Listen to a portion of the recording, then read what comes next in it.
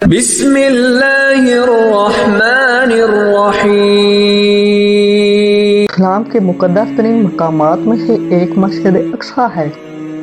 یہ وہ پاک مسجد ہے کہ جس کی طرف سفر کرنے والے کے لیے بھی بے حد اجر و ثواب لکھا جاتا ہے۔ یہ مسلمانوں کا قبلہ اول بھی کہلاتی ہے۔ تقریباً 1.5 سال تک حضور صلی اللہ علیہ وآلہ وسلم اور آپ کے صحابہ مسجد اقصیٰ کی طرف منہ کر کے نماز پڑھتے رہے۔ اس میں حکمت یہ تھی کہ مکہ مکرمہ میں تو مشرکین سے امتیاز اور ان سے مخالفت کا اظہار کرنا تھا، اس لیے ان کا قبلہ چھوڑ کر بیت المقدس کو قبلہ بنا دیا گیا۔ پھر ہجرت کے بعد مدینہ طیبہ میں یہود و نصارہ سے امتیاز اور ان کی مخالفت کا اظہار مقصود ہوا تو ان کا قبلہ بدل کر بیت اللہ کو قبلہ بنا دیا گیا۔ مسجد اقصیٰ کی تاریخ بہت دلچسپ و عجیب ہے۔ اس کی تعمیر ناقابل یقین واقعات سے بھری پڑی ہے۔ میراج النبی میں حضور اکرم صلی اللہ علیہ وآلہ وسلم نے مسجد اقصیٰ میں تمام انبیاء کی امامت کروائی، جو اس بات کی دلیل ہے کہ اس مسجد کا اسلام سے گہرا تعلق ہے۔ مختصر بات یہ کہ مسجد اقصیٰ مسلمانوں، عیسائیوں اور یہودیوں تینوں مذہب میں ایک ہی مقدس مقام کا درجہ رکھتی ہے۔ یروشلم کو پیغمبروں کا مسکن بھی کہا جاتا ہے۔ وہاں بہت سے پیغمبر مبعوث فرمائے گئے۔ بیت المقدس کو مختلف قوموں نے اپنے اپنے عقیدے کے اعتبار سے مختلف ناموں سے نوازا ہے۔ یہودی اور عیسائی آج بھی اسے یروشلم کہتے ہیں۔ یہ دو عبرانی الفاظ یرو اور شلم کا مجموعہ ہے، جس کے معنی امن کا ورثہ ہے۔ بیت المقدس سے مراد مبارک گھر یا ایسا گھر جس کے ذریعے سے گناہوں سے پاک ہوا جانا ہے۔ اقصیٰ عربی زبان کا لفظ ہے جس کے معنی بہت دور کے ہیں۔ قرآن مجید میں بیت المقدس یا یروشلم وغیرہ کا لفظ کا ذکر تو نہیں ہوا، البتہ اس کا تذکرہ ان الفاظ میں کیا گیا ہے۔ ہر آیت سے پاک و پاکیزگہ ہے وہ پروردگار جو اپنے بندے کو راتوں رات مسجد حرام سے مسجد اقصیٰ تک لے گیا، جس کے طرف کو ہم نے بابرکت بنایا ہے۔ بے شک وہ پروردگار سب کچھ سننے والا اور سب کچھ دیکھنے والا ہے۔ مسجد اقصیٰ سے مراد بیت المقدس ہے۔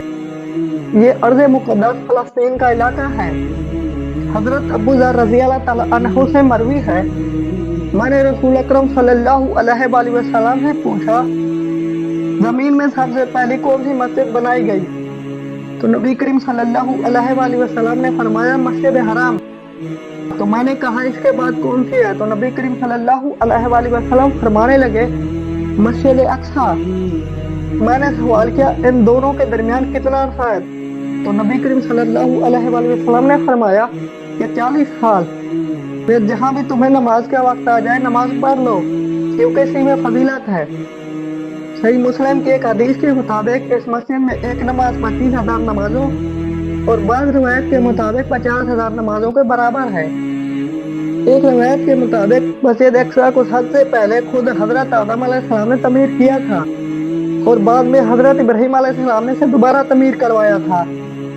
روایتوں کے مطابق اللہ نے حضرت جبرائیل علیہ السلام کو خصوصی طور پر حضرت آدم علیہ السلام کی طرف بھیجا اور حکم دیا کہ مسجد حرام اور مسجد اقصیٰ کی تعمیر کریں۔ ابن حشام نے اپنی تاریخ میں لکھا ہے کہ جب بنی اسرائیل فلسطین میں مضبوط ہوئے اور ان کی ریاست قائم ہوئی تو حضرت داؤد علیہ السلام نے بیت المقدس کی بنیاد رکھی اور پھر آپ علیہ السلام کے جانشین اور فرزند حضرت سلیمان علیہ السلام نے مسجد اقصیٰ کی مکمل تعمیر فرمائی۔ غرض یہ کہ حدیث اور تاریخی روایتوں سے پتہ چلتا ہے کہ بیت المقدس کو کئی مرحلوں اور کئی ادوار میں بار بار تعمیر کیا گیا۔ مسجد اقصیٰ کی مکمل تعمیر حضرت سلیمان علیہ السلام کے دور میں ہوئی، جس کی تائید نہ صرف اسلامی بلکہ اسرائیلی روایتوں سے بھی ملتی ہے۔ یہ بات مشہور ہے کہ مسجد اقصیٰ کی پہلی تعمیر حضرت داؤد علیہ السلام اور ان کے بیٹے حضرت سلیمان علیہ السلام نے کی، لیکن یہ بات غلط ہے کیونکہ ہم پہلے بھی حدیث بیان کر چکے ہیں جس میں حضرت ابو ذر غفاری رضی اللہ تعالیٰ عنہ نے حضور اکرم صلی اللہ علیہ وآلہ وسلم سے پوچھا کہ بیت اللہ اور مسجد اقصیٰ کی تعمیر میں کتنے سال کا فرق ہے؟ تو حضور اکرم صلی اللہ علیہ وآلہ وسلم نے فرمایا کہ 40 سال کا۔ اس حدیث سے ثابت ہوا کہ مسجد اقصیٰ کی بنیاد رکھنے والے حضرت آدم علیہ السلام ہیں۔ ان کے بعد حضرت ابراہیم علیہ السلام نے حضرت آدم علیہ السلام کی مقرر کردہ بنیادوں پر مسجد اقصیٰ کی تعمیر نو کی۔ حضرت ابراہیم علیہ السلام کے بعد حضرت داؤد علیہ السلام نے بھی اللہ کی عبادت کے لیے اس عظیم الشان مسجد کا اثر نو تعمیر کا آغاز کیا۔ इसी तमीर को हैकल सुलेमानी भी कहा जाता है, जिसे हजरत सुलेमान अलैहिस्सलाम ने अपने वालिद की वसीयत के मुताबिक नियत एहतमाम और शान से मुकम्मल करवाया। यहाँ तक कि इसकी तमीर में इत्कान और इस्तेकाम के लिए जिनात से भी खिदमत ली गई और नुमाया और अजीमुल शान तमीरात आप अलैहिस्सलाम ने करवाई, इसलिए इसे हैकल सुलेमानी भी कहा जाता है। मालूम हुआ कि हैकल सुलेमानी से मुराद वही मस्जिद बैतुल मक़दस है जिसकी तमीर का जिक्र कुरान मजीद ने भी किया है और जो आज तक मौजूद है, जहाँ से रसूल अकरम सल्लल्लाहु अलैहि वसल्लम को मिराज के मौके पर आसमानों के सफर के लिए ले जाया गया। जब हजरत सुलेमान अलैहिस्सलाम मस्जिद अक्सा की तमीर फरमा रहे थे, ये तमीर का काम जिनात के सपुर्द था। जिनात को तो जानते ही होंगे आप, उनकी तबीयत में सरकशी गालिब होती है। वो तो हजरत सुलेमान अलैहिस्सलाम के खौफ से काम करते थे। अल्लाह के पैगंबर को चूंकि अपनी मौत का पता था, जैसे ही हजरत सुलेमान अलैहिस्सलाम की मौत का वक्त करीब आया तो आप सोचने लगे अगर मेरी वफात का जिनात को इल्म हो गया तो वो फौरन काम छोड़ बैठेंगे और तमीर रह जाएगी। हजरत सुलेमान अलैहिस्सलाम ने तमीर की जगह एक शीशे का मेहराब भी बनवाया हुआ था जिसमें वो इबादत करते थे और मस्जिद की तमीर पर नजर रखते थे। आपका मामूल था कि कई कई महीने तक आप उस मेहराब में रहकर इबादत करते हैं और जिनात की जरूरत न होती कि कोई उस मेहराब में दाखिल हो सके। हजरत सुलेमान अलैहिस्सलाम ने ये किया कि जब मौत का वक्त आया तो मौत की तैयारी करके अपने मेहराब में दाखिल हो गए जो शफाफ शीशे से बनी हुई थी। बाहर से अंदर की सब चीजें नजर आती थी और अपने मामूल के मुताबिक इबादत के लिए अपनी छड़ी का सहारा लेकर खड़े हो गए कि रूह परवाज करने के बाद भी जिस्म इस आसा के सहारे अपनी जगह पर जमा रहे। सुलेमान अलैहिस्सलाम की रूह वक्त मुकर्रर पर कब्ज़ कर ली गई, मगर वो अपने आसा के सहारे अपनी जगह जमे हुए बाहर से ऐसे नजर आते थे कि इबादत में मशगूल हैं। जिनात की मजाल न थी कि पास आकर देख सकते।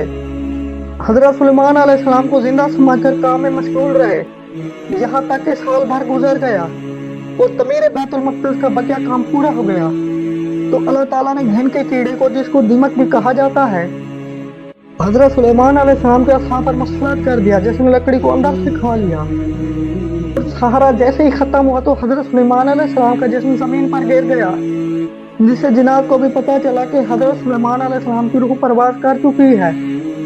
इस वाक़े को अल्लाह ताला ने सूरह सबा में यूं बयान फरमाया है, फिर जब हमने उन पर मौत का हुक्म भेजा तो जिन्नों को उनकी मौत का इल्म ना हुआ, मगर जमीन की दीमक उनका साथ खाती रही। और जब सुलेमान अलैहिस्सलाम जमीन पर आए तो जिनात पर वो हकीकत खो गई।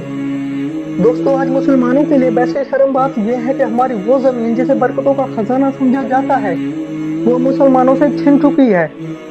1948 में दूसरी जंग अज़ीम के बाद इसराइल को फलस्तीन में दाखिल कर दिया गया। उसके बाद सूरत हाल यहाँ तक आ पहुंची कि 21 अगस्त 1969 को एक इस्राईली यहूदी डेनिस मेकर रूहान ने किबला अव्वल को आग लगा दी, जिससे मस्जिद अक्सा 3-3 घंटे तक आग की लपेट में रही। मेहराब में मौजूद मिंबर भी नजरे आतिश हो गया। इस वाक़े के बाद ख्वाब गफलत में डूबी हुई उम्मत मुसलमान की आंख एक लम्हे के लिए बेदार हुई और साहनिया के तकरीबन एक माह बाद 25 सितंबर 1969 को मराकश के शहर अबाद में OIC का क़याम अमल में लाया गया। लेकिन ये इदारा जो बैतुल मक़दस की आज़ादी और उम्मत मुसलमान के इत्तेहाद की खातिर वजूद में आया था, आज एक दफ्तर में सिमट कर रह गया है। आज फलस्तीन का मसला आलम इस्लाम का मसला नजर ही नहीं आता। आज भी मुसलमानों का किबला अव्वल पुकार कर मुसलमानों की गैरत को झंझोड़ रहा है।